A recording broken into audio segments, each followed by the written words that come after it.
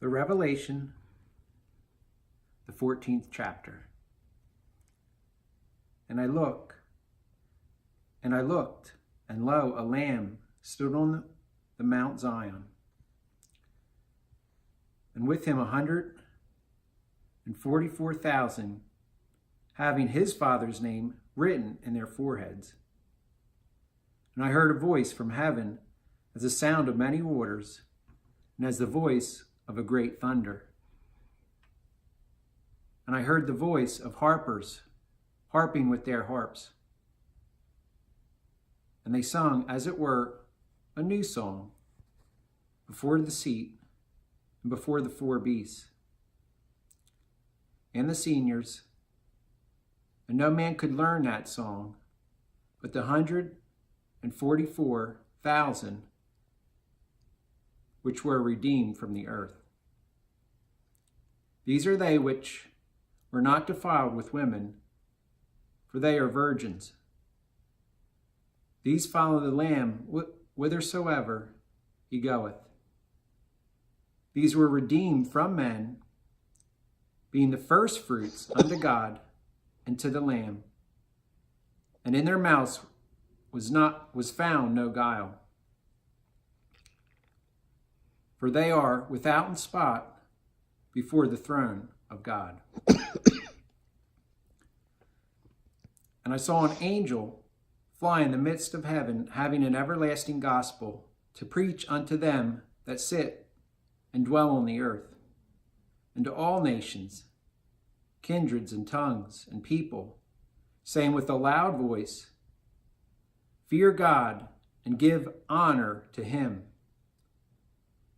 For the hour of his judgment is come, and worship him that made heaven and earth and the sea and fountains of water. And there followed another angel saying, Babylon is fallen that great city, for she made all nations drink of the wine of her fornication.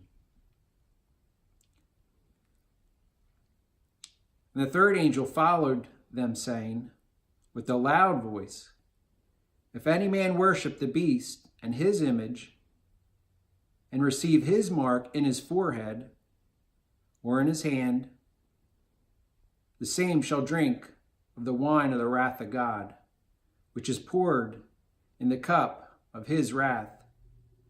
And he shall be punished in fire and brimstone before the holy angels and before the Lamb.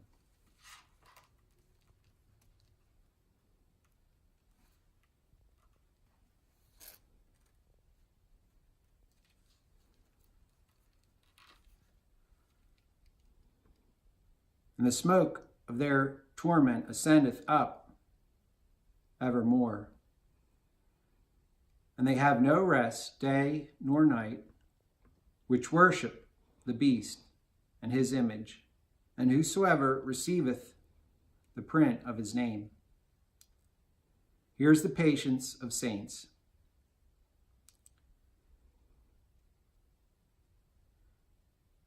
Here are they that keep the commandments and the faith of Jesus.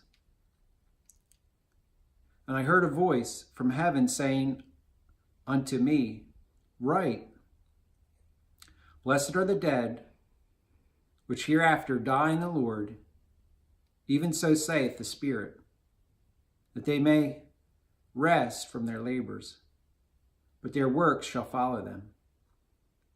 And I looked, and behold, a white cloud, and upon the cloud one sitting like unto the Son of Man, having on his head a golden crown, and in his hand a sharp sickle.